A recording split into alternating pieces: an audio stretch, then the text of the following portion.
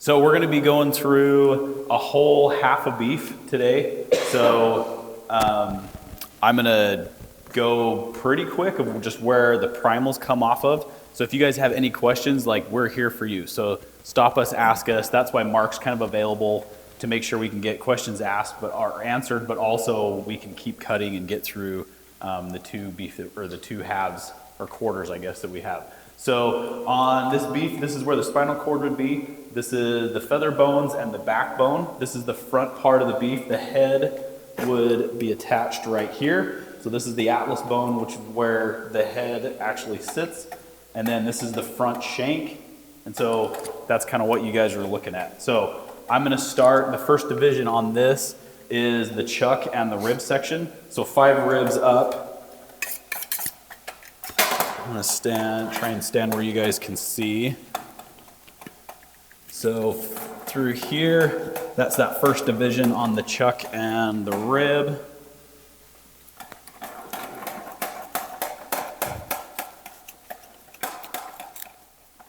So Chuck, in your little pamphlet there is, America's roast, if you will, right? So a chuck roll. Nathan will expose that chuck roll. You guys purchased beef like that, the box beef. Maybe it's a 20 to 35 pound piece with several different muscles in it. A lot of the stuff that we do as a team is like, we practice like scene butchery, if you will. So we're breaking down each and individual part of that chuck as it sits together, whereas in a boxed beef scenario, you're getting the whole unit together, which you can then, your end user can slice and go and just use it as a chuck roast, a nice 4 or 5 pound chuck roast. But within that chuck roll, there's plenty of individual steaks and roasts. So that's a really great opportunity for your end users to say, hey, I don't need I want some variety in my shop or my market. And just so we're all on the same page, I'm assuming that, most of your accounts are small markets or, butcher shops or small things, outfits like that, and then some segment of restaurant. Is that accurate, or does that sound about right? So very little on the restaurant, right? So hoping to grow that, or is it hard to grow that maybe? And food services is not something that we necessarily focus on. Got it. Well, in any event, there's a lot of opportunity, again, within breaking down the roll that Nathan's working on right now. So it's a wonderful way to add more value to your operation. At my shop, it wasn't just about, okay, here's a chuck roll and slice it and here's the roast, right? We could take it down further, get steaks out of it, and really have some variety and have a unique product for your customers. Okay, so starting off, this is the hanger. So the hanger is actually attached on this side. This one's cut in half. Normally they're whole, but when this one was split, they cut it in half. So the hanger, this is the skirt steak. The hanger steak kind of butts both of those. So the hanger is the only piece on a half a beef or on a beef where you only get one. So everything else you'll have 2 because it's on each side. The hanger steak sits as 1, and then there's a seam that kind of goes through the middle.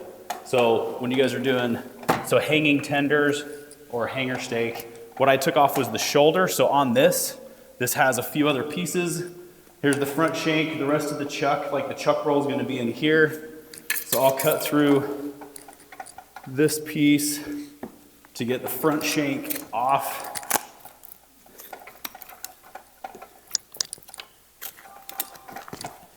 So these shanks are wonderful for low and slow braising all day. You can also take this for trim and grind. It's definitely a deep, unctuous cut, very flavorful, but takes the time. You need the time to cook it down. A lot of, most, shanks, if you will, for low and slow cooking come from veal. Not necessarily beef, but there you go. It's a wonderful shank taken off. So again, you can just debone right here, and then you'll have a wonderful, you can have a boneless shank or just trim for grind, or cross cut like this on a bandsaw or with a handsaw with we can do for you later to have your ossobuco or cross-cut shanks for low and slow braising. Wonderful mix for your grind to develop a leaner grind with a lot of flavor, right? So in my little shop, definitely it was a high value piece to have this mixed in with the maybe fattier parts of the beef. So you can balance out that grind and, people aren't taking home taco meat or a meatloaf that's, got a bunch of fat in the pan after they're done. So this piece that I'm taking off now is the underblade. So the underblade is this muscle that sits right on the inside of this paddle bone. So underblade, a lot of times that'll just be added in as trim. You can get different underblade pieces like ordered. A lot of times that underblade is also still attached to the chuck roll.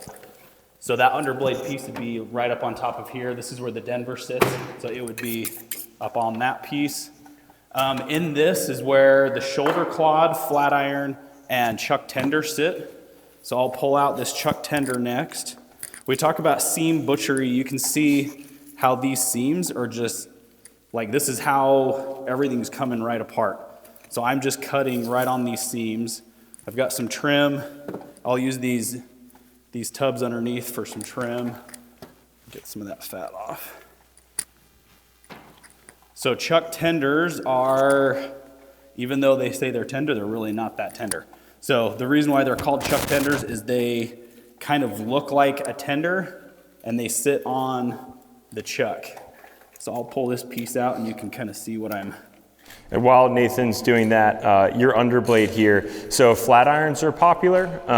You can see the shape of this. I find that it does puff up quite a bit, almost doubles in thickness after you cook it. It's a wonderful steak that's kind of obscure and really not super well known, and it is a great replacement if flat irons are a priority for the customer, or even like fajita meat or something that you can then cross cut down against the grain. This grain running this way, you can cut against it for taco meat or something like that.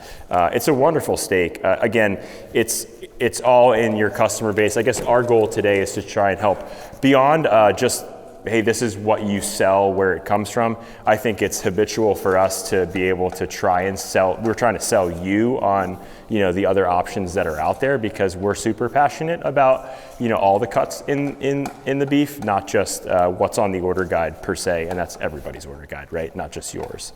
So, don't rule out anything you see today, or maybe, seeing if you can procure that on your end of things, because I do think there's a lot of hidden gems that we'll show you that could help your business in the long term. Any questions so far or thoughts?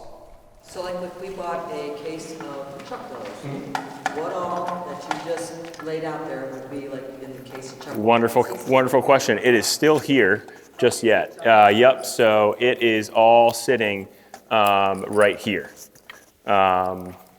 So this is your 7-bone rib roast, and then right next to it is your chuck eye. The chuck eye runs right into the first rib here. Your Delmonicos are, that's what your vendors could be calling a Delmonico, a chuck eye steak, right, tied up. So we have chuck tenders or mock tenders. yes, this is what we're working on right now. I don't think it's out yet, right? Yep, and that's what yeah, I'm pulling he's off working right out right now.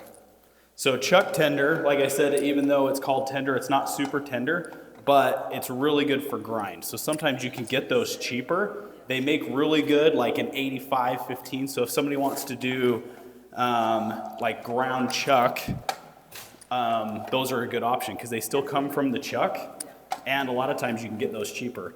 So that mock tender, or that chuck tender, sits right inside on this paddle bone. There's a little bit of sinew that runs right through it very inconveniently. So it's not the best to just dice and just like say, hey, that's stew meat, because you're going to have that, just that variation through it. So, but if you trim aggressively with it, it does make fantastic stew meat too, because it's very, very lean. And I was always accustomed to calling it a mock tender instead of, so again, the mock being like, it like not real, it's fake. So yes, it looks, obviously historical facts, you can take it how you want. But I learned that during hard times, it was kind of sold in cases as a tenderloin because it optically, looks that way. So it was almost like a little old school butcher fake out trick. Get a little bit more money for a lesser cut. You want me to take this? Sure. Yeah, you can clean that up a little bit. Cool. Then you'll be able to see that whole piece on there. Yeah, so it's going to look beautiful. It's going to look like you want to throw this on the grill and cook some steaks with it, but we all know better here.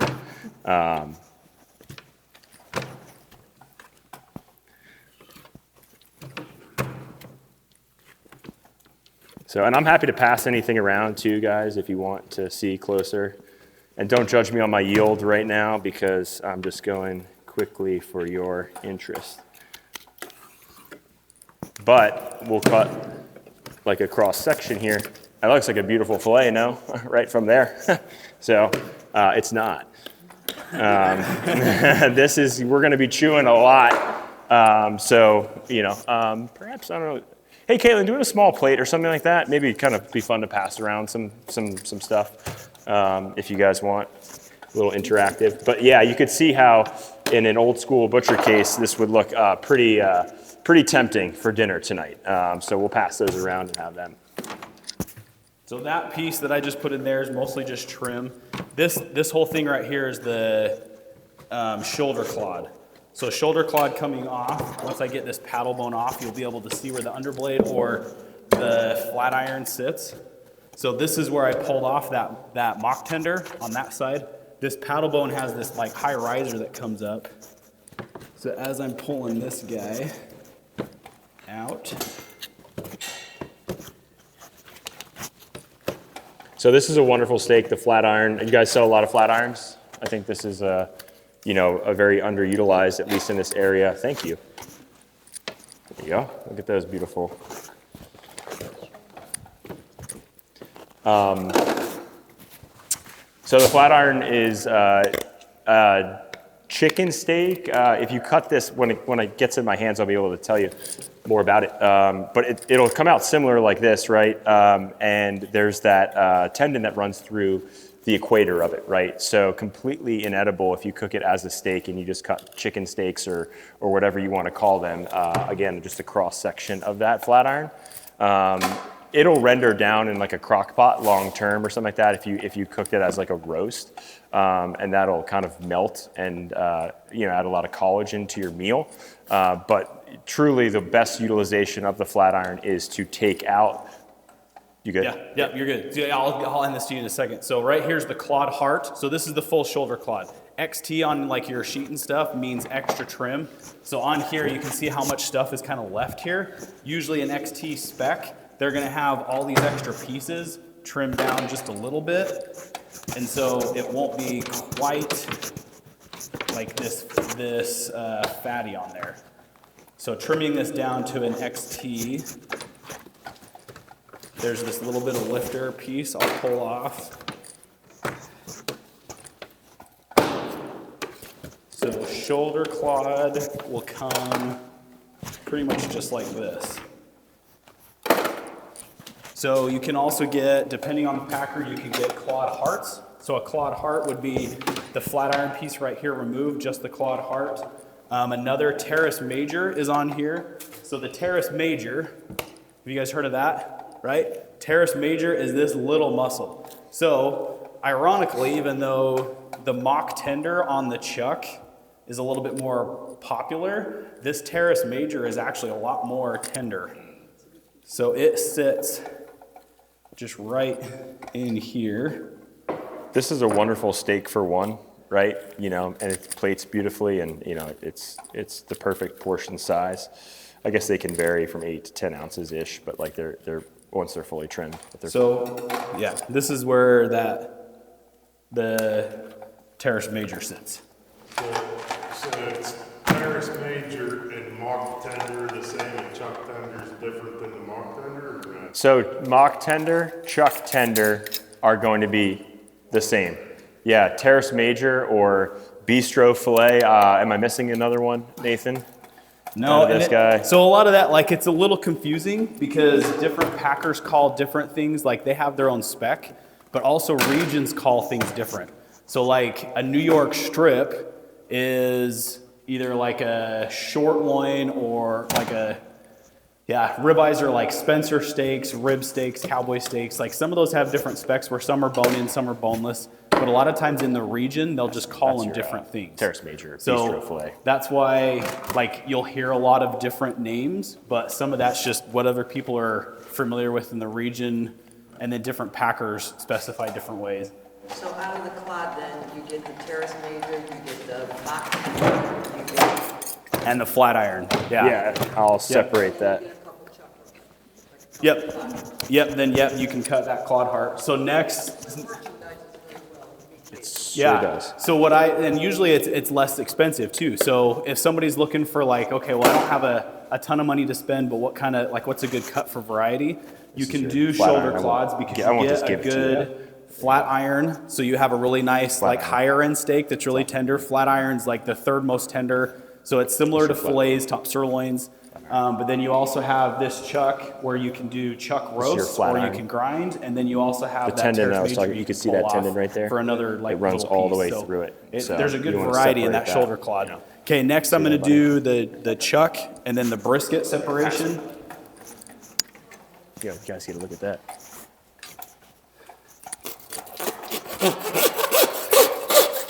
Yeah, this is your flat iron, guys.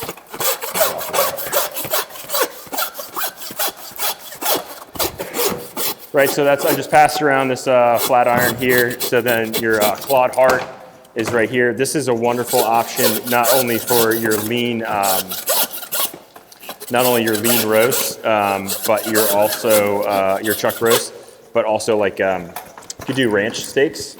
So your customer has an option to cut lean, sort of thinner steaks out of this clawed heart. Merchandised as ranch steaks.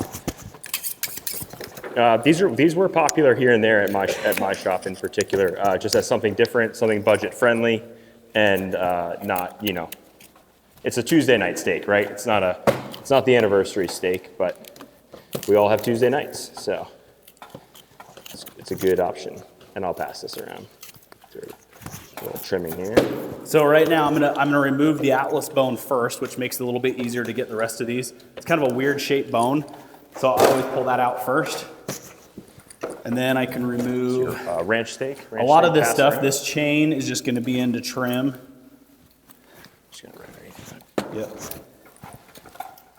So that's the clawed heart, right? Cut into a steak. Obviously, this is your clawed heart here. If we trimmed this up a little bit further and removed, some fascia and all that, we would have a wonderful chuck roast, beautifully, presented, right? Super lean.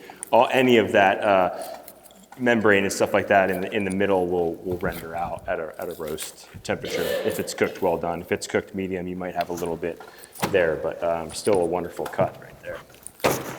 So we know you guys aren't going to be necessarily cutting, right? But we're explaining a lot so that you guys can educate your customers. So if they say like, do you guys have, I need something to grind. And then you'd be like, oh, actually, shoulder clod's a good one because you can save that flat iron, use it in your case, but then you can grind the rest. And I have a bunch of shoulder clods in stock.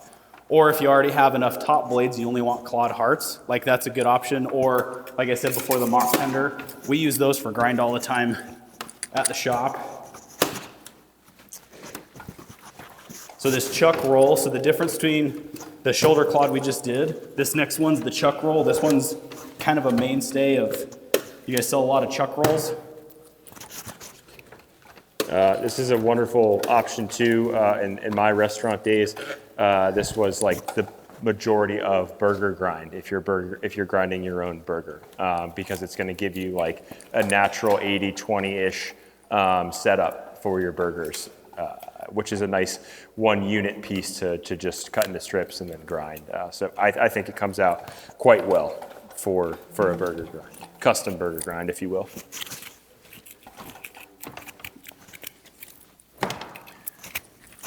Any questions? Anything? Nope. All right, sweet. What was the live weight of this? This was, good question. Wonderful, thank you. Hanging weight is 450. So it hung at 900. You can safely say that generally speaking, depending on breed, it's about 50-50, right? So you're gonna lose about 50% live weight, after evisceration and hanging. So roughly, that 1,800 pound mark, 1,700 pound mark, something like that, because it hung at 900 pounds. We have hanging in front of you 450 pounds, which is half of the beef. This came from up north. I used Mark's Custom Meats. So you guys purchased this beef, but that's who I use and broker the deal, and they've been wonderful, and they're buying beef within a couple mile radius of their place in Howard. So to give you an idea of where the beef comes from. And this is generally kind of is what their spec looks like in terms of fat content, fat coverage, and expectation on size. I find this to be a great size. This is your bones here. I don't know if we sell, options for soup bones and things like this, but cut cross on the bandsaw. This is your wonderful neck bones for, all this meat will fall right off the bone. There's no better way. I mean, Nathan's doing a fantastic job. He always does, of getting as close to the bone as you can. Obviously, you could nitpick and get a little bit more out here, but this in itself is a wonderful product to use if you're doing your own stocks or, flavoring soups, having just a flavoring agent in whatever, big broth or style of cooking that your customers might be using. Yeah, this piece I'm cutting out right now is the tendon that helps hold the animal's head up. So we call it the paddywhack.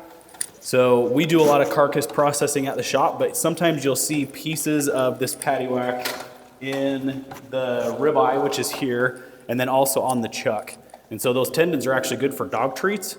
And so if your customers are complaining that they have like a bunch of the paddywhack or those tendon pieces, you can let them know to save those and sell them as dog treats. We do those quite a bit. So on this, pulling this chuck roll out, now that I've got that neck out, this is the main piece of the chuck roll, and then the chuck neck starts up here. So I'll trim some of this down to kind of dig out that trim. And then a lot of times you can buy just cases of like neck meat. So neck meat would be from this front piece. So your chuck roll here, as you can see how this is very familiar or reminiscent of a ribeye. So that's your fifth bone was there that Nathan cut between 5 and 6. 6 is here. 5 was right here. So nearly looks like a ribeye. I might get up in his. Mind if I come over here real quick? Yep. Okay, cool. So not a terrible steak. I mean, not a terrible steak. An awesome steak right here. And I'm gonna trim up a little bit. Yeah, that's where the Delmonico, just that chuck eye, comes off of. So you can see, and I'll pass this around. Forgive the my reach and uneven cut. So this is not a ribeye. Can I flip that around so it looks a little bit more presentable? That's better. That's better for me. So now the eye of this, as it comes around to you, would be a proper Delmonico. Again, with the names of things, it's always, local vernacular or like how someone describes something. It all, kind of, it's not as, hard and fast. This is the rule and this is what it's called everywhere. So, you'll have, I've had customers over the years say, hey, I want a Delmonico. All they want is a ribeye, right? Like that's how they use the term. But a proper Delmonico, the eye of the chuck eye, that's off of the fifth bone. And as you get further down, now it starts to look a lot less like a ribeye.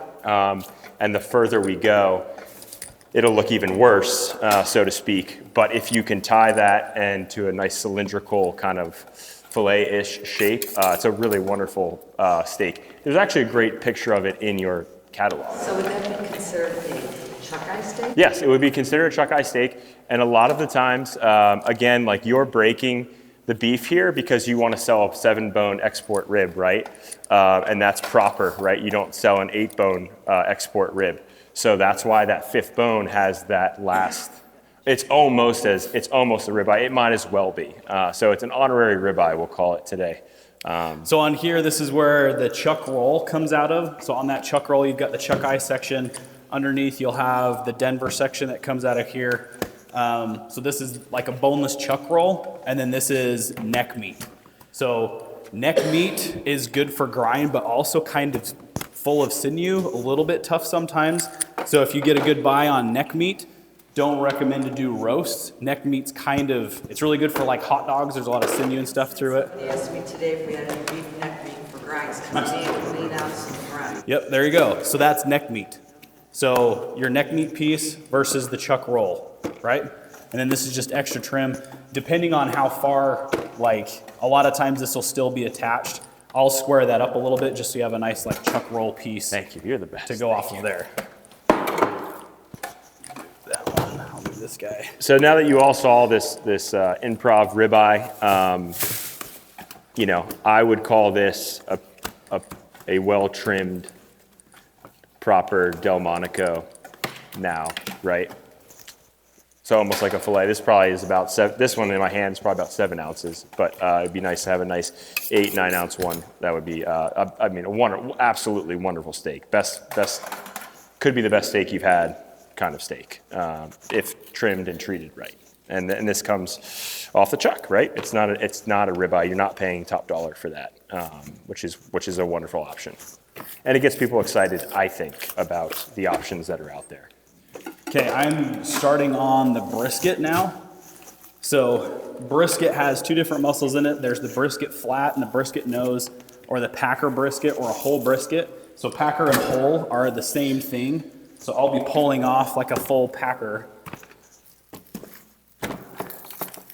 So you can see before we started, this brisket sits right underneath that paddle bone that came off right here.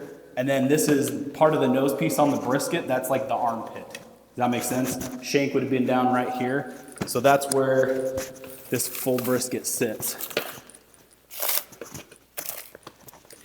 Right, so that trimming is pretty, in my experience, what you see at most markets, it requires a lot of trimming, maybe another 10, 20% by volume to get it ready for the smoker, the Traeger, the home enthusiast, right? It's not just ready to go on.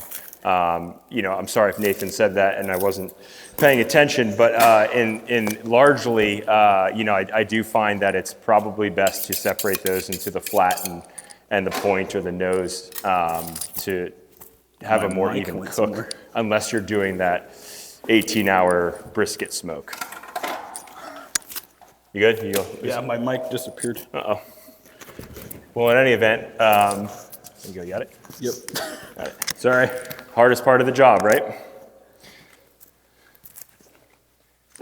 There we go. Brisket also a wonderful option for, right? Like brisket, I think a lot of folks think it's fatty or it's fatty. Like the flat part of it is relatively lean, if not, very, very lean, right? 90-10, if not 95-5. So again, another thing that I'm accustomed to using, again, probably not at today's price points, but to help supplement with grind in some regard, depending on the customer. Okay, I'll hurry and dig through this stuff on this brisket and get down to where the actual spec for like a packer or a full brisket is. So some of this is extra neck meat that comes across. As I'm cutting, if you guys have seen beef broken down before, I might do some things a little bit different. There's a lot of different ways to break a beef. There's a guide that has specifications called the NAMI Meat Guide, Meat Buyer's Guide, if you guys are familiar with that. So they have certain numbers that are set with specifications, so that way packers can still break or trim a little bit a different way, but just as long as their final product meets those specifications, then you know that when you're buying that product, it's going to be the same every time. Nathan, did you pass around a Denver? I'm sorry, did I miss it? No, I've got it in here. Okay, cool. Did you want a piece of the Denver? No, I got it right here. So real quick, as it sat right here on your chuck roll, that's going to come. This is a wonderful option. So your chuck roll comes like this, right? And your Denver steak, sell any of those? From anyone familiar? Show of hands-ish, sort of? Okay, cool. So a wonderful option, very, very popular if trimmed and cut the right way, are these Denver steaks. I know that I've purchased before like this, a nice trimmed up option that requires a little bit extra care with the seams on top and removing any bit of fascia in there. How would it have to be cooked? High heat, medium on the grill, dry heat. I'm gonna pass these around. The marbling on this particular beef is excellent for these Denvers. Would not pass this up. Kind of like once you know this is here, it's almost one of those, it's a cringe-worthy when you're seeing someone grind this. So these are the Denver steaks, wonderful steaks for you on the grill. You can see the marbling. Go ahead, pass that around. About 3/4 inch to inch thick. Sorry? Could you actually get out of that? Probably about five like center cut ones.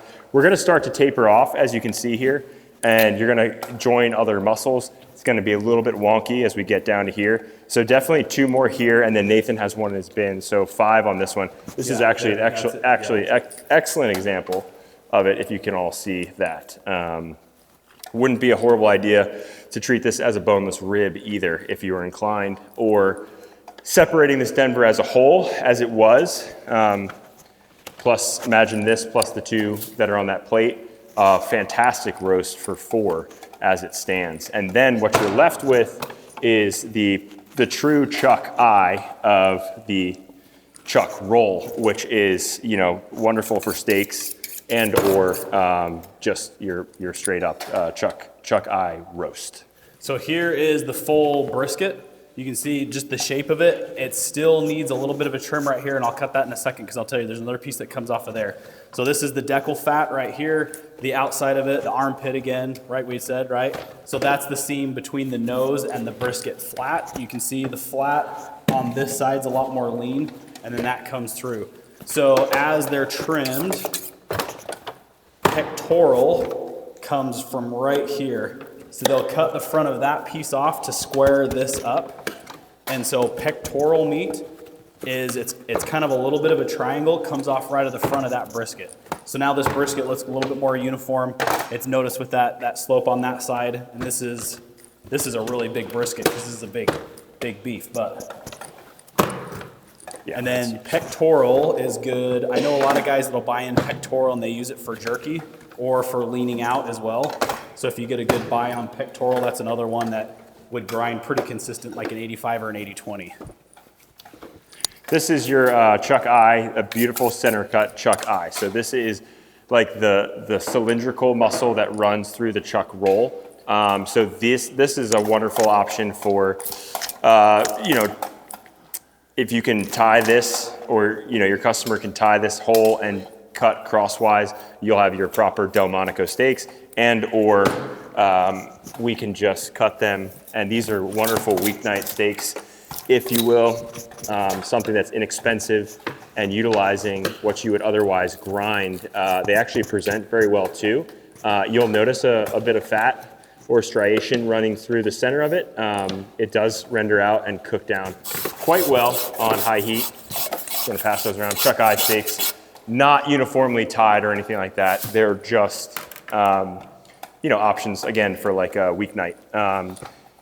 Also too, we have it's a boneless chuck eye that we can cut into our country ribs as well. So imagine if I cut those a little bit thinner and got about 8 to 10 out of them out of the chuck eye, the whole roast as itself. A good option for beef country ribs, if that was something that, you know, summertime people might be into.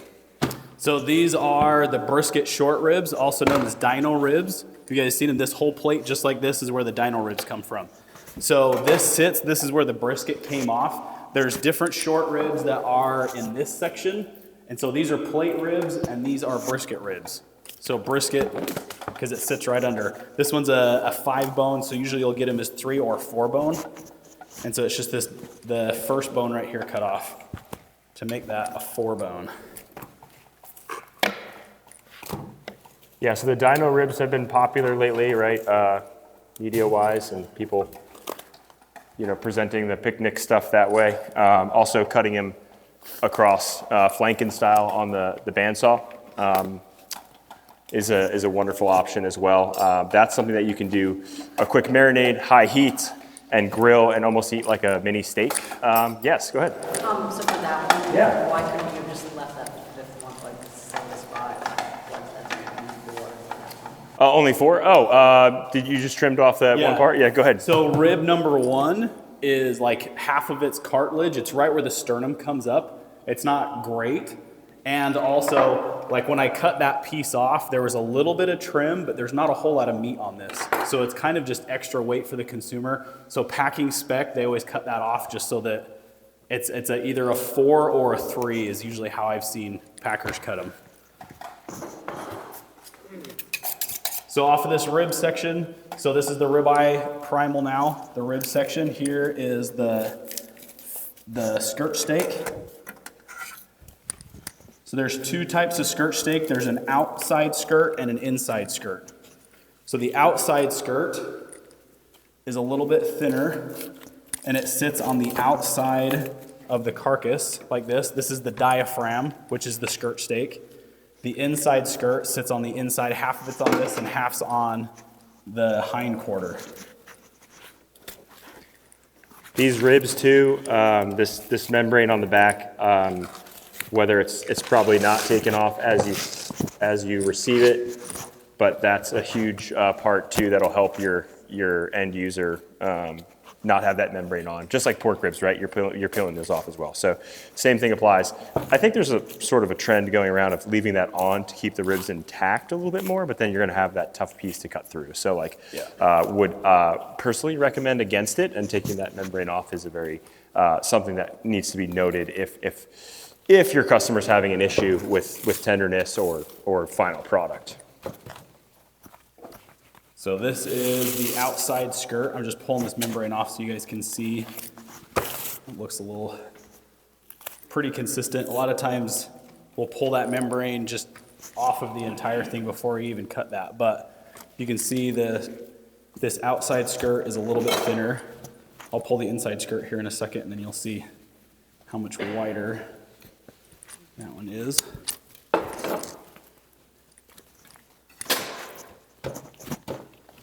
Perfect steak for this time of year. Takes well to marinade. Quick cooking. Medium is fantastic. So if you cook it a little overcooking is totally fine too. Medium well, still eats very well. Making sure your customer knows or anyone knows that the end eating, the ideal way to enjoy the steak is cut against the grain then, right, once it's, so it's a long piece, right, to put on the grill, you know, for someone, so maybe cut in half, but then cutting against that really obvious grain that you can see running this way. It's super important to cut against that to have the best eating experience at the end of the day. So happy to, this might be a fun one to just pass around so you guys can take a look. Is that what they use to make beef? No, that's a great question. Well, I shouldn't say no. Optional, yes. I think anyone can do anything, you know, if their creative mind can set them there. But probably more along the flank, you know, things of, you know, pounding it out and tenderizing it a little bit further, and then having a nice, flat, uniform piece of beef to work with is very nice for Joel or something like that. Yeah, you definitely could though. But those membranes, as soon as you start giving a little pounding to it, its inclination is just to separate itself, and then you might have some stuffing come out or not be as uniform as it should be. So flank's probably the best for stuffing. This is the inside skirt. Do you see the difference? So the outside sits on the outside, inside sits on the inside. So you'll see different, like inside skirt, outside skirt. This one's a little bit thinner, a lot wider. This whole piece still connected is twice this long. So a lot of times the inside skirt you can get quite a bit more with. Do you have a preference, Nathan? I like inside skirt because it's a lot more like bavette, which I'll show you. Bavette or flap, sirloin flap comes off that hind. Again, takes very well to marinade. Don't sleep on that. It's a wonderful option to have. You know, give your customers a little safety net, or you know, the education, so they have a safety net for their end users to not have. You know. Skirt steak, used a lot maybe in fajitas or something? Yep. Wonderful. Yep. Wonderful. Yeah. Yeah, fajitas, stir fry. This is the separation of the rib and the navel. So this navel piece has the rest of these bones right here that I'll pull off. So navel is good for like rolled navel roasts. At our shop, we make beef bacon out of it. So pastrami you can do out of navel. It's a little bit fatty if you just grind them, just as a straight grind, but that's pretty typically how you'll find a navel. So it's just that piece. There are individual cuts within here. You can see it running right through here. If we really aggressively trim this and go from about, 10 pounds here to probably about 4 pounds of yield, true lean steak yield. It's a wonderful steak, but it's quite tiny that exists through in here. So the most common practice, like Nathan said, grinding and or some further processing to get to where you need to be. So this typically is done on the bandsaw, a lot faster. Don't let him fool you though, he's fast. That but wasn't can slow. be done with the handsaw.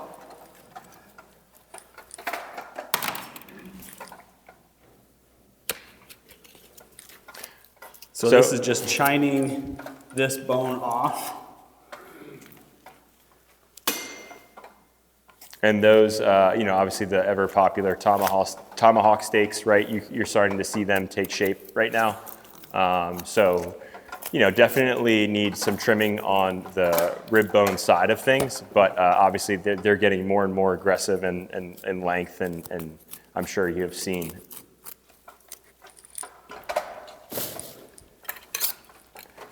Your short ribs are on full display right there.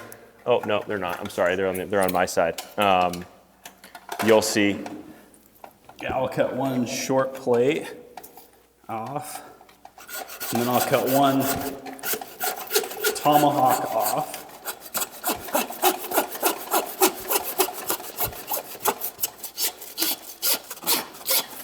Do you all sell a lot of export ribs? That's what Nathan's getting to, is the export ribs, 7-bone ribs. People, is it mostly for prime rib? Do you know the end product primarily? Are they cutting their own ribeyes? What do you find that most customers are using? What's that?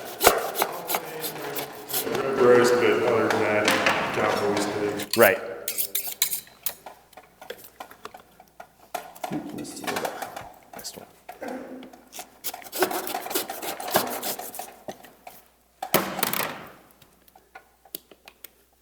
Wonderful. Thank you. So a great cross section here of your short ribs. The meatier ones, they're going to come even further down. You can see them right here. So your ribs, your rib bones, 1, 2, 3, 4. You have about 4, as you can see right here, 4 to 3 of quality lean meat that's on there, a lean meat to fat ratio, right? When we start packaging up short ribs over in this section, it's just a lot of fat at the end of the day with a little bit of bone to nibble on. Not to be mistaken though, a wonderful option for smoking on this end of things as like honestly, like kind of like a snack, a little appetizer, a little short rib bones that are fantastic, but not what short ribs we think of the pot in the wintertime, and then we're going to have this wonderful, pasta meal with braised short ribs. This is where we want to focus on this section of bone, not as we work down closer to the other end of the short loin end of the beef. Okay, so this is where the tomahawk comes off.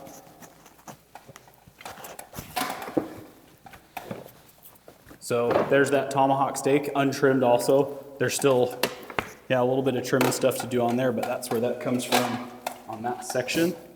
Just lean that out a little bit. Thank you. Wonderful. So then, and you can get, I don't remember what the number for these are, but you can get these extended ribs so that customers can cut their own tomahawks.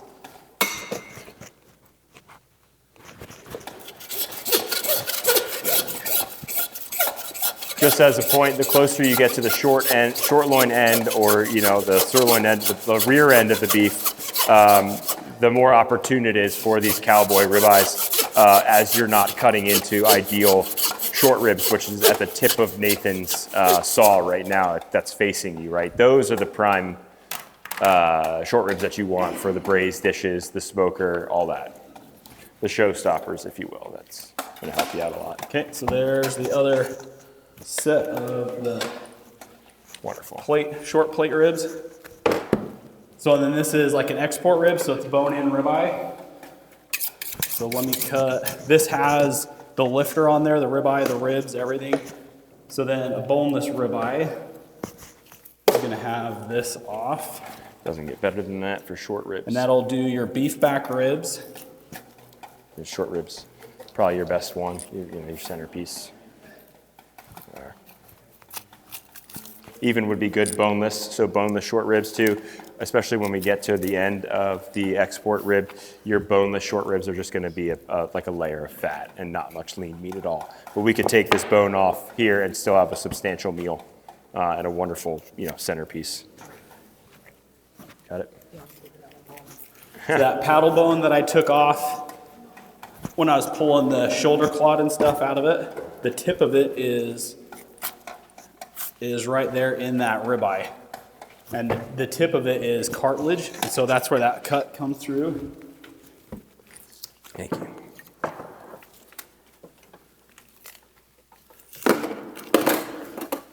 So this is ribeye lifter that I'm pulling off now to get down to that boneless ribeye.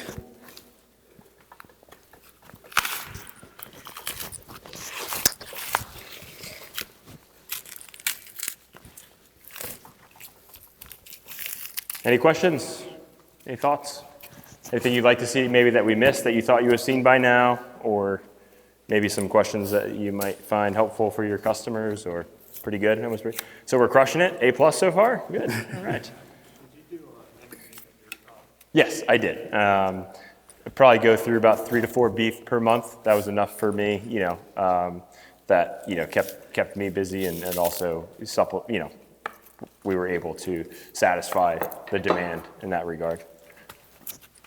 It's a wonderful option. It changes the whole entire perspective of ground beef when you're grinding whole. Like this trim that's in this tub down here is going to be some of the best ground beef you guys have had because you're getting there's pieces of hanger, there's pieces of ribeye, there's pieces of chuck, right? So you have this one, as long as it's trimmed properly, you have a wonderful blend, a whole beef blend that is just unreal, relatively speaking. Okay, so here's the lifter. That's that ribeye lifter that comes off. And then here's just the boneless ribeye. Does that make sense? That's the end that lined up with the chuck. This is the end minus one tomahawk that would have lined up with the New York side.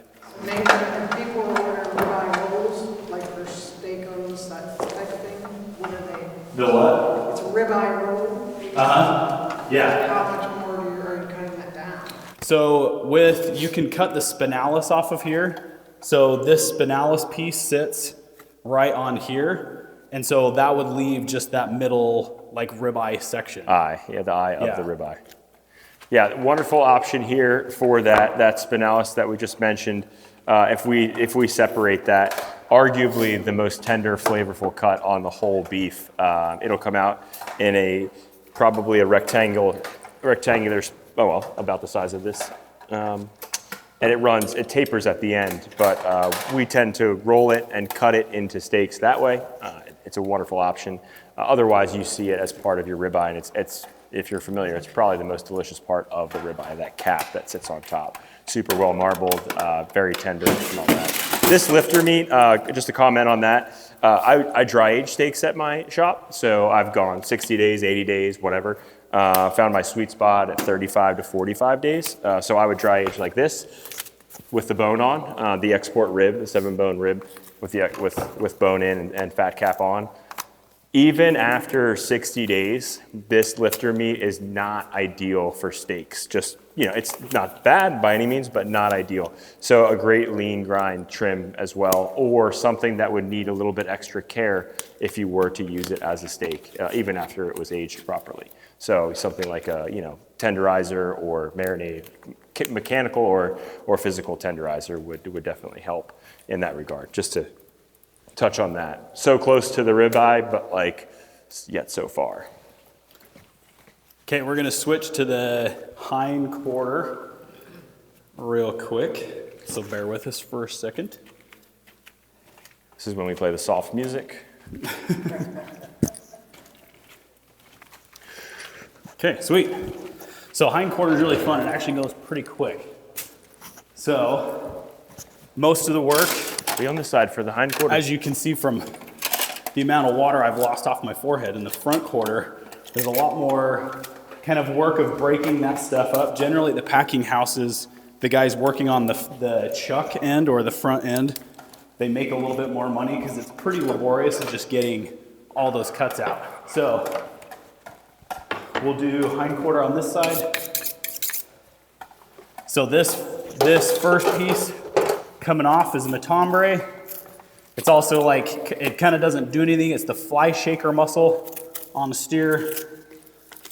Pull this piece out. This usually just goes into trim, so you may be able to get cases of these. A lot of times it's just like the coarse trim that you can get in, like the Chubbs at 80/20 or whatever. A lot of this, like these side cuts are just from trim from there. So carcass beef, you can utilize a little bit more of that stuff, but packers, they're just trying to get what they can out of those. Okay, the flank comes off. It's gonna come right up here on this round and then wrap around. So there's this seam in here that I'm gonna pull from. This wasn't terrible. We did it for our competition in Paris. We stuffed this. Not a bad idea. Bourgeois, like massive one, right? You know, it's definitely a great idea to try and utilize things like this that might not be the most, common, but it's a wonderful way to, whether you stuff it with sausage or breadcrumbs and, exactly, like a mechanical tenderization. Yeah, exactly. And roast this in the oven and you should be quite happy. So it's going to you. Don't lose it. It's right here, okay?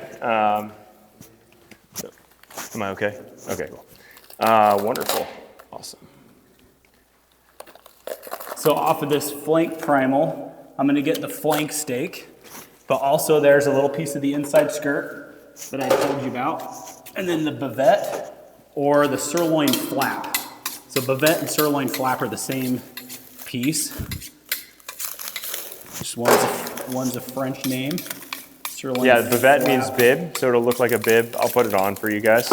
So we'll have some fun with that, ruin that surprise. There's that last bone from 13th rib. 13th rib. That's left on. That's the break point in most slaughterhouses because that's where the grading is done. Not to tell you something you already know, but that is where that grading happens on the rib section, right? If you're grading for choice, prime, and such. This beef is not graded. It's just local beef that we is ungraded. Okay, here's the kidney fat with suet. This is quite a bit of kidney fat. Here's the kidney. It's exposed so that they can inspect it. So you've got the beef kidney right there, and then this would just be unrendered kidney fat. The most ideal neutral fat in the beef, right? So as you get further along or try to utilize fat caps here and there, not as pure, if you will, as the kidneys or suet kidney fat. This is going to be your whitest, your brightest, your cleanest, your need to less process. I'm trying to fat. keep it from kind of crumbling all over the floor. So tallow cosmetics.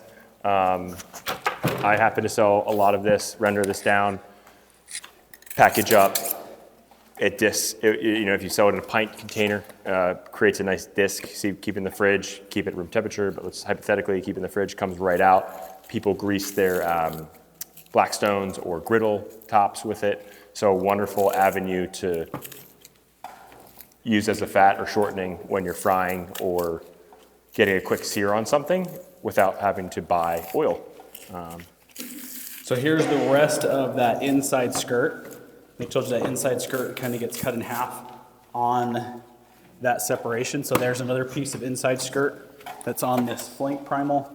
And now we've got the bavette that sits here and then the flank. So this piece right here was where it was connected right up here. So that flank sits pretty high up in that carcass.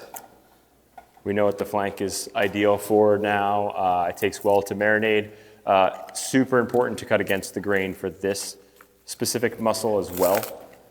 So when this is pulled out, I'll be able to show you that more deliberately. Stir fry. It's getting quite expensive for this cut. So where it used to be, in my opinion, something is, oh yeah, let's have flank tonight. It's more of a centerpiece now. I don't know if you're seeing that too, price-wise. It's not a hidden gem anymore. It's a well-known gem. Yep, skirt also. I think the more people are getting educated about how they're cooking, they're starting to discover a lot of these little cuts that have gone unnoticed for a long time, and discovering that really just any part of the beef is so versatile and you can use so much of it that a lot of new recipes and styles are coming into cooking. So here's that flank. It's a wonderful size flank. Again, marinade or not, grill, and then against the grain like this. That's a nice one. Pass around. Here you are. If you don't mind. That might be big. Sorry. I shouldn't have picked the middle, I'm sorry. Okay, the bavette sits on this other side. That's what I'm pulling off now. So the bavette is kind of this oval piece in here. I could dig down a little bit to it, and then under it just sits some more trim off of that flank, and then really the rest of the flank is just sinew and fat. Wonderful. If you can market it this way, sort of like a bistro steak, a steak frite. So an 8-ounce, 9-ounce portion of this, it's flat, it puffs up quite a bit, and delectable. Yeah, so a carne asada, like if you go to, where'd we go for lunch? Chipotle. Yeah, so Chipotle, the steak. It's a little Mexican restaurant. Yeah. I don't know if you guys have heard of it. Yeah, I don't know. It's May have heard of it's it. off Nice the little beaten path. a local place Logan. right here. Most likely what they used for that was this piece. That's why they're so expensive, they're taking. Because people are buying them up because Yeah. they found another hidden gem of, it used to probably be trim, but because it's such a good piece, we do our carne asada at our shop, we make out of The bib. sirloin flap. Yeah, an excellent steak, not just like this, but cut into nice palm-size portion. This, I assure you, salt, pepper, high heat, an amazing showstopper of a steak. Maybe a little bit of tenderization, just to make it presentable and more square, less rectangular. But this will puff up to another 50% to be a nice juicy medium, really juicy medium. Again, cutting against the grain for final enjoyment. But you can see the variations, right? That's going to be your thickest part, and then these will be your thin. So maybe, again, it requires a little bit of flexible marketing and or education on the customer end of not everyone's steak is going to be exactly the same, right? But we know how good it can be and how flavorful this can be. So rest assured, it sells. Okay, the rest of this is just like sinew and fat. There's actually a big gland that sits right inside on these, if I can find one. Maybe not. So yeah, that's just all trim and just extra fat. Okay, next I'm gonna pull off, this is the short loin. So the short loin comes up in this section. From the short loin, we also get the filet mignon or the beef tenderloin, as well as the New Yorks. So I'm gonna cut this short loin off. If you wanted a pismo, the top of the tenderloin starts up here, goes all the way down, but I'm gonna cut this across so you can see where the T-bones come out of, and then we'll pull that other section with the butt tender. Right, so from a yield perspective, Nathan's not losing anything here, but he's losing the ability to sell you a whole Christmas tenderloin because now our pismo is no longer intact. Yeah, so I think on the spec sheet that I saw you guys have the option for like butt tenderloins, that's gonna be this piece right here. So right now, the spec on porterhouses is where the eye is 1.5 inches thick. So porterhouses really, you can see how this tapers, it gets bigger as it goes this way. Porterhouses are only gonna be about to here, and then the rest would be T-bones. Does that make sense? Everybody can kind of see that? So pulling out this tenderloin,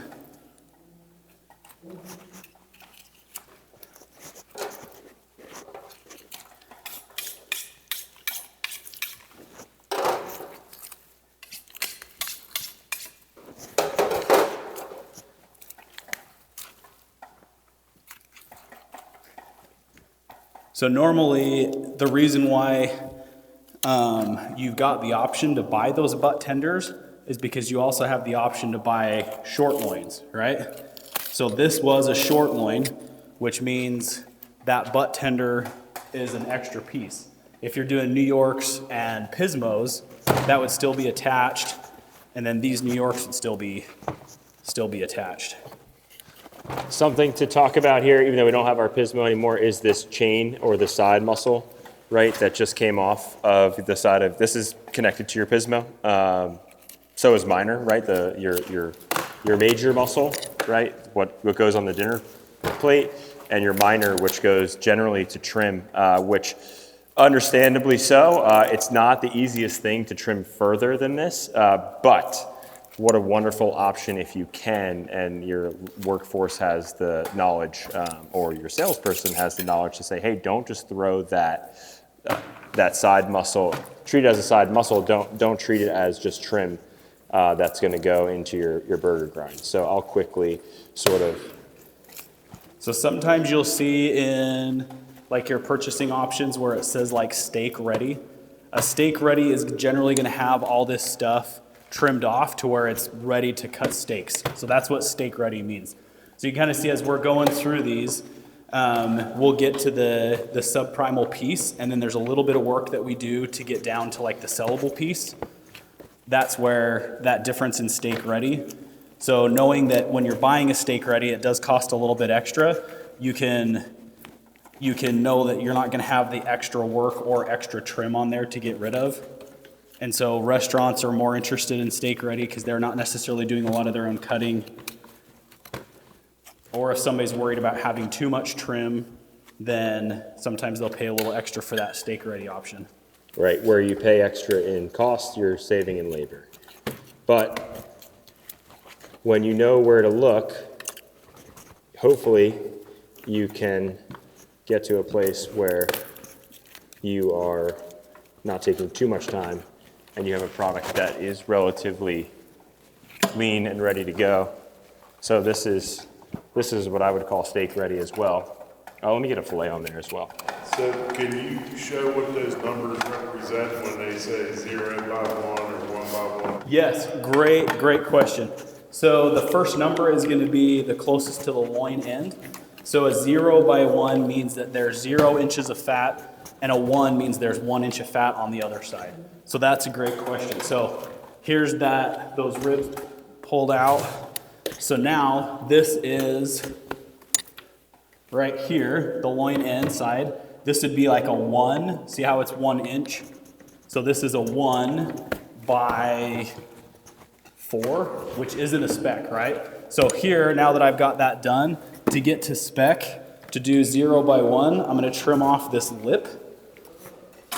That's your So now fillet, and then there's the 1 side inch of muscle. fat and there's 0. Does that make sense? So a 1 by 1 would be a 1 by 1. This is a 0 by 1. Make sense? Great question. That they're measuring it on the whole strip loin, not just one individual piece, I guess. This is the whole strip loin, yeah. So, yeah, so New York's or like 0 by 1 New York strip loin, yep. Yeah, you'll have just that piece on there. So, and that's pretty much, there's a strip loin. So that's a 0 by 1 trim to spec for a strip loin. Great question. Yeah, that was good. That's what we're looking for. So Yeah, any more that was, questions? when I along first those- learned that, I was like, oh, awesome. Like that's the fun stuff to learn. Okay, next I'm gonna pull off this butt tender. So from the H bone, which is that pelvis piece,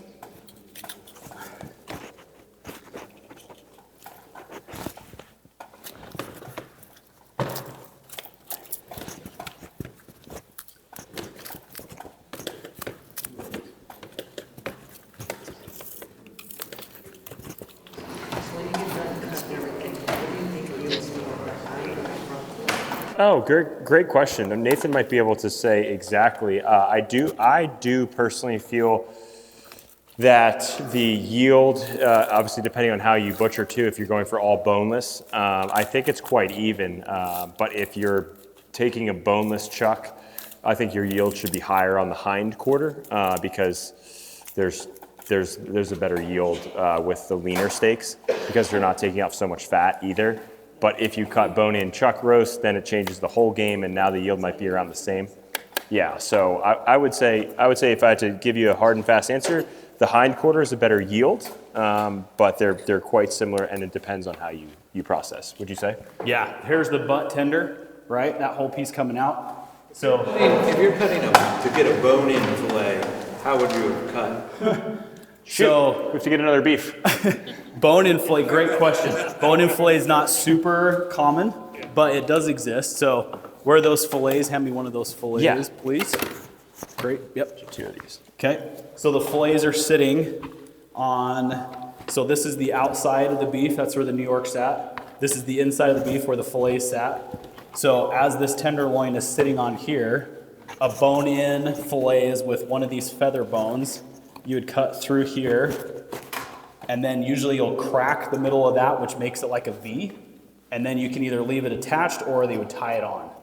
So bone-in fillet is like, it's kind of, I don't know, it's not really practical, I guess. Like, it exists because it's fancy, but it's not really in common mainstream because it doesn't make sense. Yeah. Does that make sense? That doesn't make sense, but did what I say make sense? Yeah.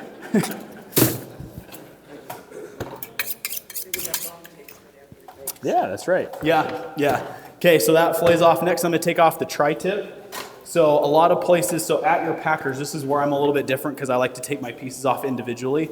At the packer, they would cut this piece straight through, all the way through right here, and that would actually still be on the loin, and that's called a drop loin.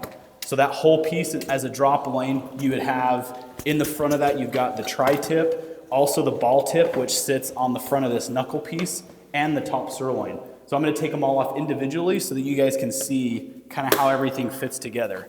So we cut, at our shop, we do 5 to 7 beef every day. And so when I'm training butchery, sometimes it's hard to tell like where that seam is, but after you do a bunch, your muscles just kind of go and you just hang on, if that makes sense. So this tri-tip comes up right here. There's the nose of it. And this is a really nice beef, so there's a lot more fat. On grass-fed beef or grass-finished beef, you can see all of these lines a lot better because there's not all this fat on the outside. On your guide there's a strip fillet. So I'll cut one of those and inside your folders. It's a really neat option. So I will cut one of those for you to see and then pass it around with a true New York strip, so strip fillet.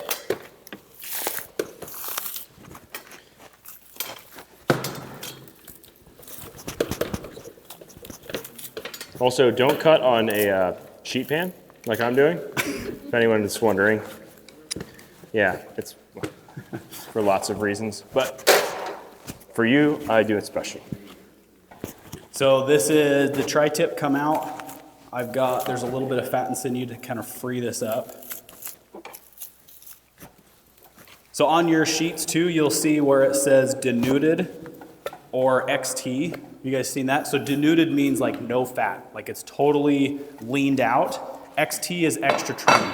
So I talked a little bit about an XT on the the shoulder clod. New York fillet. And then So this is a tri-tip, and I'll just cut normal, but then if you do peeled tri-tips, that's gonna be denuded. So that'll be completely devoid of fat.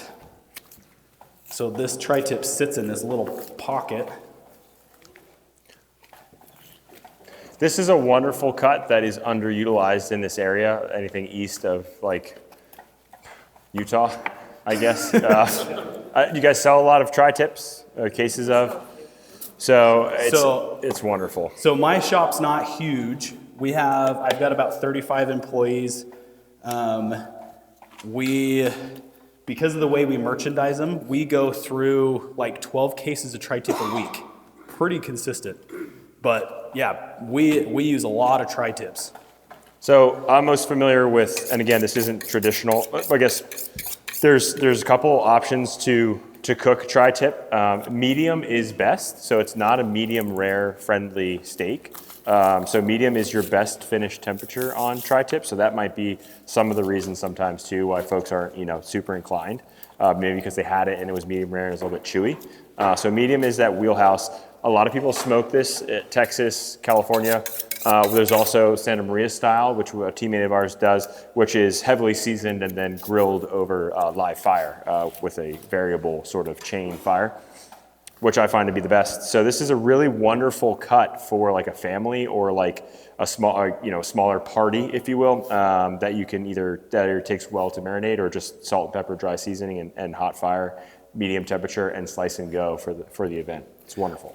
So this piece right here is the knuckle. So you can kind of see that seam right there. So this is where the bottom flat sits. This is the eye of the round. This is the inside round. So now this is kind of all coming together. There's a little dip right here where the femur is.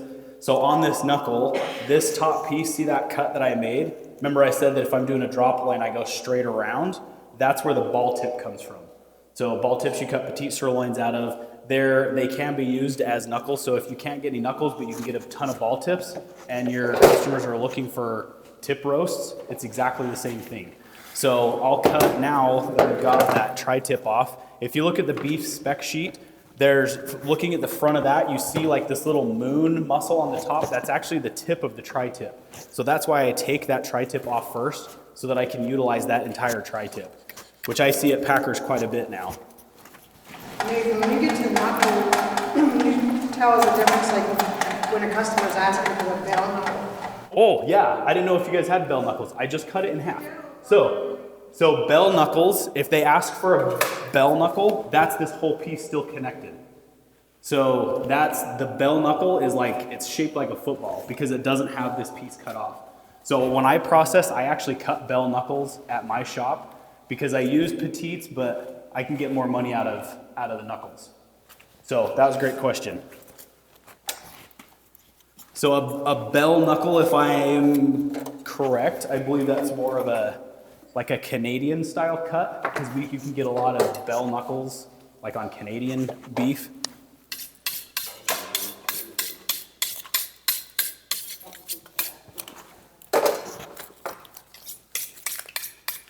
Okay, so this break to get this knuckle off, if you guys have seen the knuckles on one end, there's a lot of sinew, and it's because that's right where the kneecap comes in.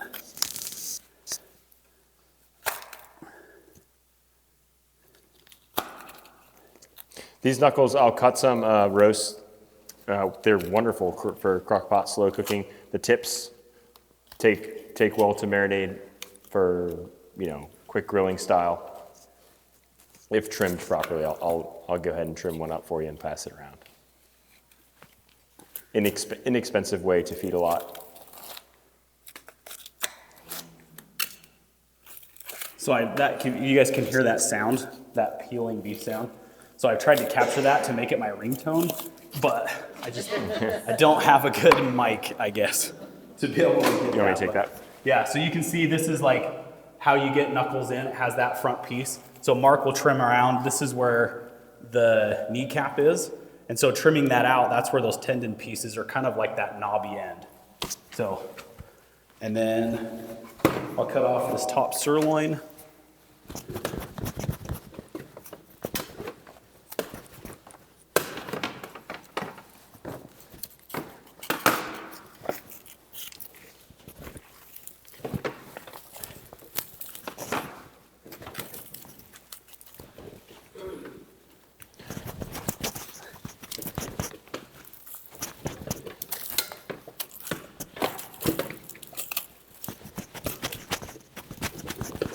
So slow cooker.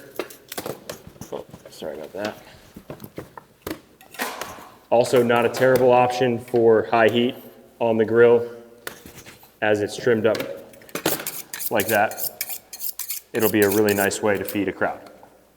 So again, here's the ball tip, right? So it comes off the front of that knuckle. So you'll get, when you get cases of ball tips Sirloin in, tip. and these can kind of vary in size depending on the angle of the break, but you'll have just a bag full of these pieces, right? So then on our end, or on the retailer end, they can trim out this fat a little bit and then cross cut it as petite sirloin steaks. So, or if they're bigger, then you can do them as just tip roasts. And then here's the top sirloin butt. So it has the culotte on there, the mouse piece on there, and the top sirloin like baseball end in the middle. So there's just that full top butt. So culotte or picanha or top cap is this piece. Sometimes you can get those peeled, right? Where it's like top cap off. So I'll cut these top cap off, but leave that mouse. Then when you're doing that, what's the difference between the center cut? The what? Center cut, top cut? Yeah, I'll break this. I'll break it all down into the pieces.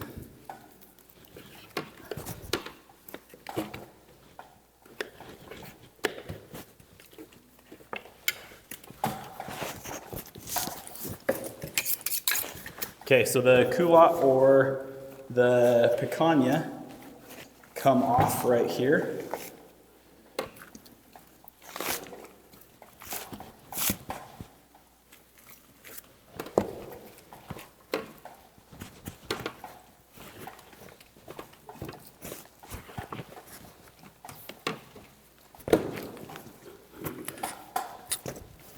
Okay, so there's the culotte, just that top cap.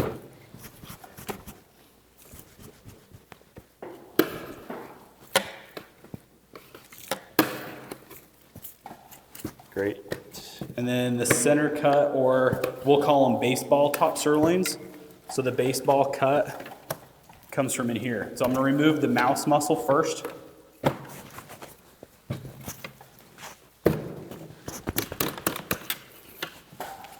So this mouse muscle has two different muscles connected. So I'll get under to that lower one. There's a little bit of a pocket in there where I can get this out.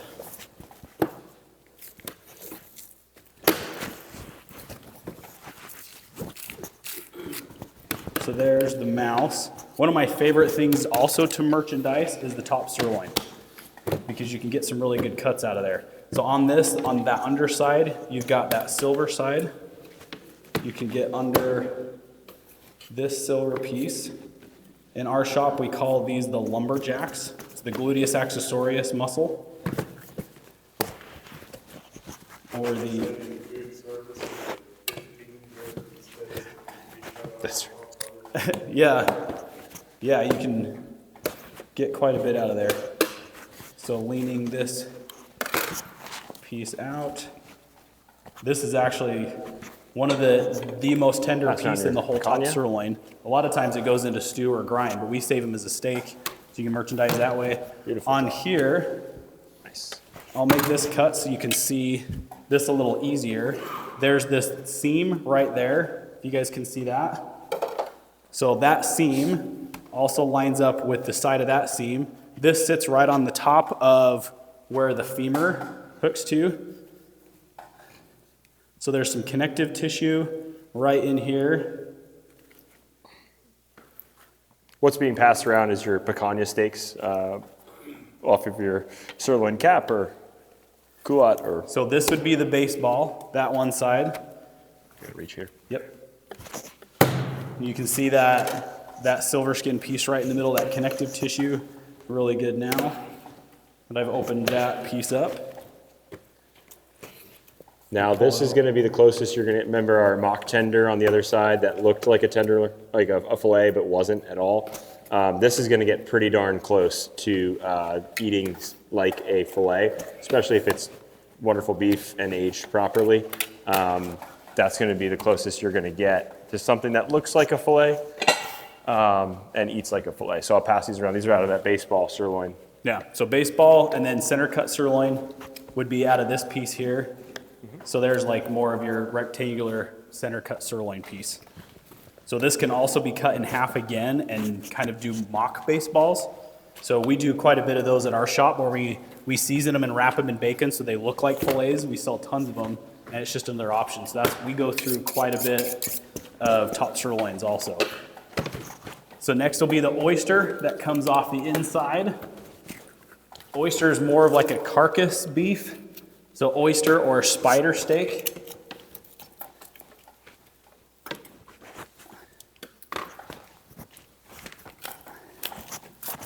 This is a fan favorite for the local butcher shops, you know, the whole beef butcher shops. A prized find, if you will, in the barbecue world as well after they're done smoking. But So there's wonderful. only 2 of those per beef. So that's the whole oyster for one whole half. That muscle's really not that big. That'll puff up about twice the size.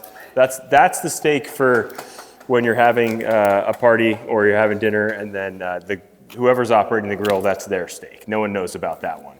You keep that a secret. That doesn't make it to the dinner table.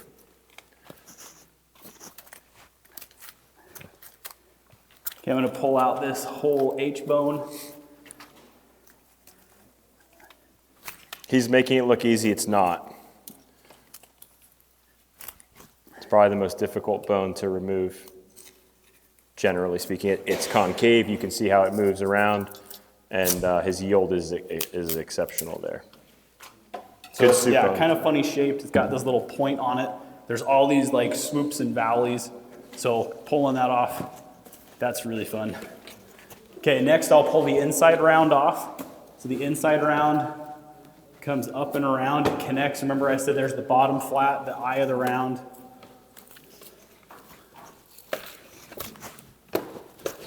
This one, can you do the difference between the Cosmo and just a regular XT? I don't know what a Cosmo is. That's not a... The drink? Is Is it like a denuded? Okay, I can show you the difference between like a regular XT and a denuded. There is, I wonder if there's like one more seam that you can cut that down. Yeah, we'll break down. There's only 3 ways, right, Nathan? Right here. So we'll do all 3 for you guys right now. 3 variations, I should say. Whole like this, denuded, and with taking out that what's called that Santa Fe steak, or that top cap. Yeah, so this is the whole top round or inside round. So denuded, or XT I should say, is gonna be trimmed down. You can kind of see like, this one doesn't have a whole lot, but the XT trim spec, you're just basically rounding it off, and that's pretty much it. So that would be an XT inside round. Denuded, there's a cap on here that you're gonna cut down to take all of this external fat off.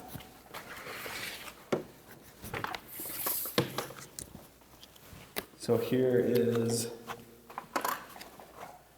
the denuded spec. And there's also a cap off spec. I wonder if that's what they're calling it. Cosmo. It's a good name. I like it. We're going to call it that today. Can we take that off? Oh yeah. What would a customer that uses a lot of inside rounds to make his jerky? Yeah. What makes that piece of meat better than anything else to make the jerky out? So not very much intermuscular fat. So you'll see Mark's going to take off this cap. So this would be a cap off inside round. And so that way you just have pretty much just the top round left. But when he cleans that off and cuts it, when he cross cuts, you'll see that even though the rest of this beef is pretty marbly, there's not going to be a whole lot of flex of marbling through that. So in making jerky, you want it really lean because that marbling and fat will go rancid. So you want to have it nice and clean and just really lean. This is that cap. So side muscle still left on. So did you look it up? What does it say? Well, that's just one. It says inside round, cap off, side muscle on. Okay, so inside round, this is what we're working with, right? Cap off, which Mark just did, right? He took that cap off. Side muscle is this piece right here. So there's another muscle on here. You can kind of see that seam right there. So it's basically, for my spec that I'm familiar with, it's a cap off inside round. So that just means that side muscle on. You can get it like a steak ready, where sometimes they'll cut through that seam and take that muscle off. I always thought that denuded was that side muscle chunk taken out of there. Yeah. Yeah, so denuded it's just, there's no fat on it. Yeah. So yeah, and then Mark can take, because there's that other seam, so he can cut that and show you while he's working on that. So now there's the bottom flat and eye of the round left. So there's two different things we can cut from this. Instead of taking these off individual, the gooseneck is both of these still hooked together. What's being passed around on that plate is the top cap that came off and a Santa Fe steak that you generate from that. So Berjol, shout out over there if you want. Super inexpensive, wonderful way to do it. Very lean, grain tight, so you can pound that out quite thin. Chicken fried steak. Now, when you get box beef, you should put the same thing in your box beef, right?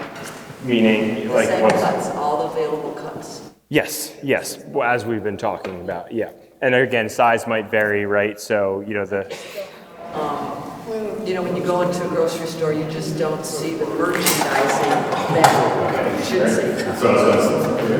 You just oh yeah, no, of course. missing out on Yeah. merchandising. Right. Probably inexperienced too. Yeah, and that's what we're here for too. So, use this as a resource or, a means by which to help, again, further, hey, those two guys that we saw at the convention center, can they help one of my customers out? That's what we're here for.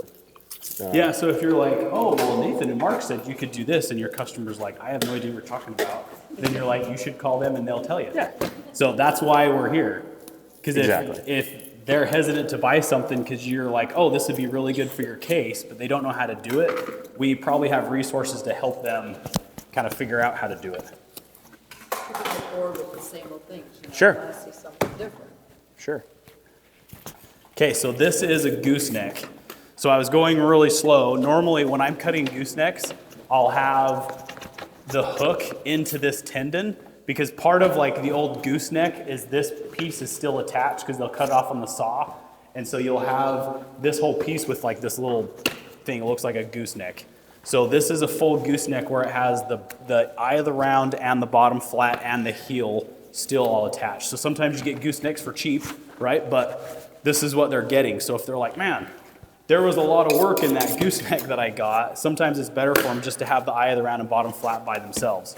So, but as an alternate, with the gooseneck, they get the heel, and there's a couple cuts in the heel that they can pull out, like the Merlot.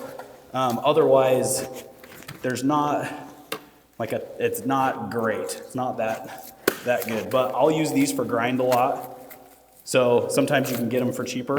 And if I know that I'm just going to lean out and grind the whole thing, so there's the heel piece that you can pull that Merlot out and save a little bit there. Then you've got this big triangle piece of fat.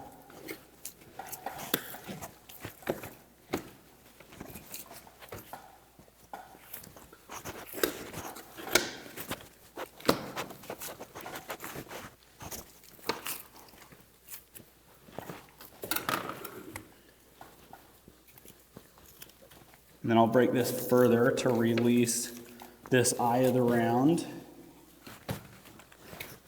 from the bottom flat.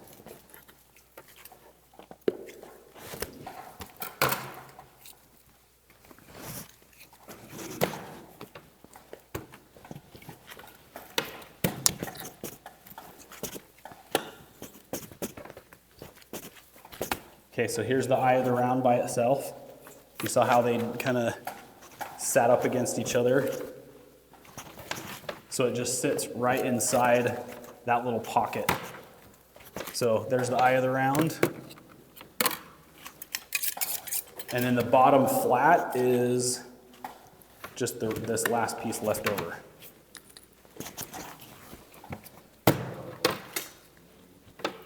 So bottom flat, outside round are common names for this cut.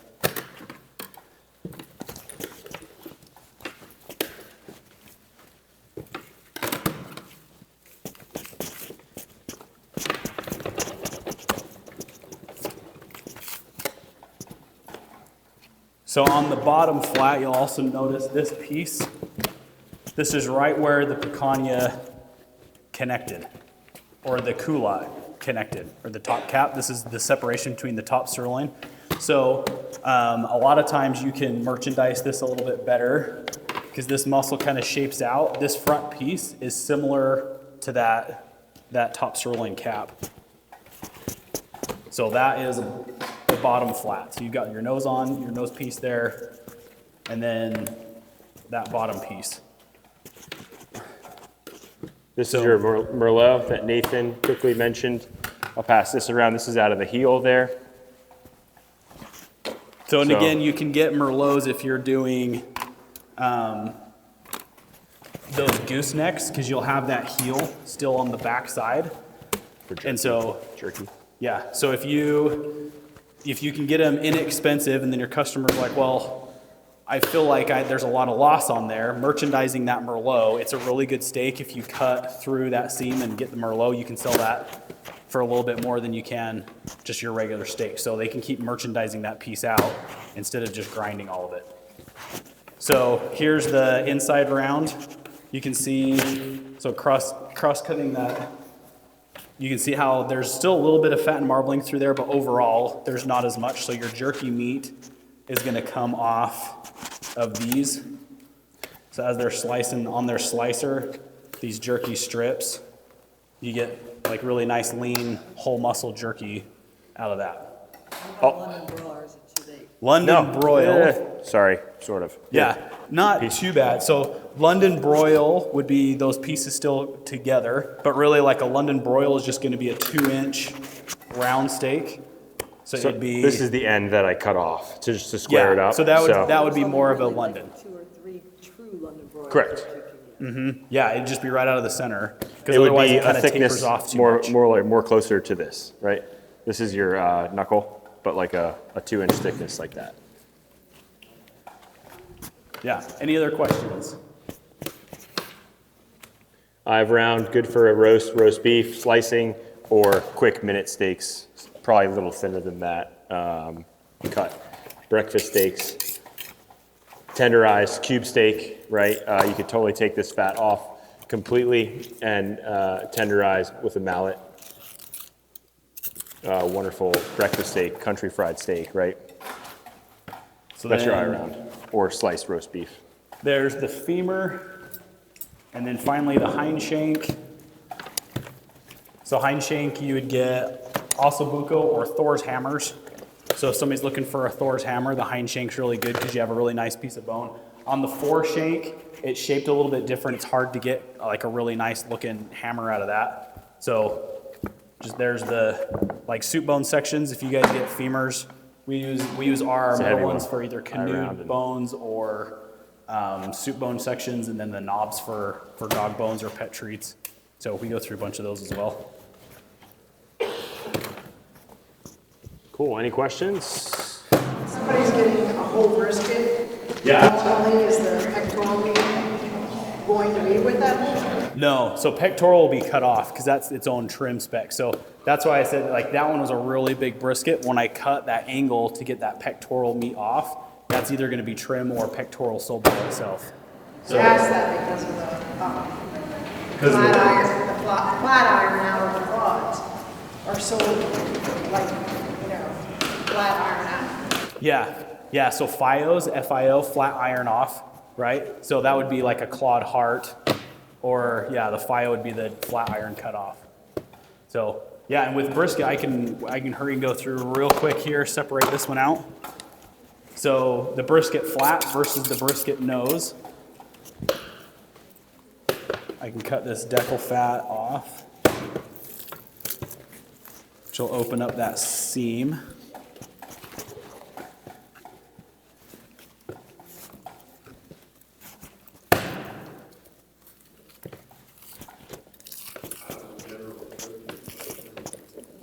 Is it trivia, you said? Trivia?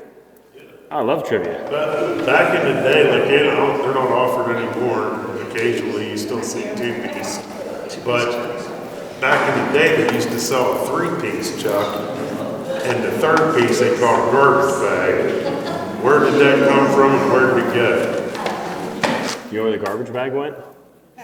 Sounds like the garbage bag. I think you just, I think, It sounds like I think you just aged yourself.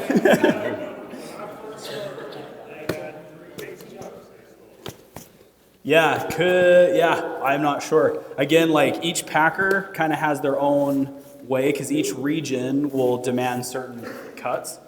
And so they used to do, like in our area, they used to do a lot of bone-in chucks, but to get like a box beef of a bone-in chuck is really hard. So you guys might have those out here. You had the claw, the chuck roll, and then there was a 3rd bag in there. Might have been neck meat, maybe, I don't know. Yeah, it might have been. Is that right? Okay. Did they have refrigeration back then as well, or? That 3rd bag used to be ice. And it melted by the time the train car got there.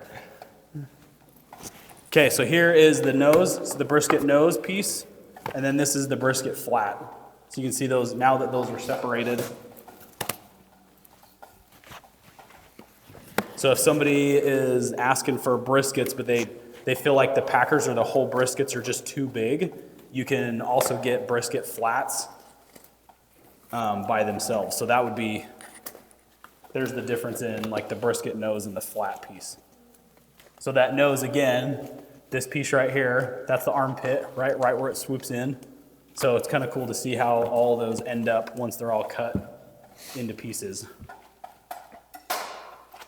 So, anything else?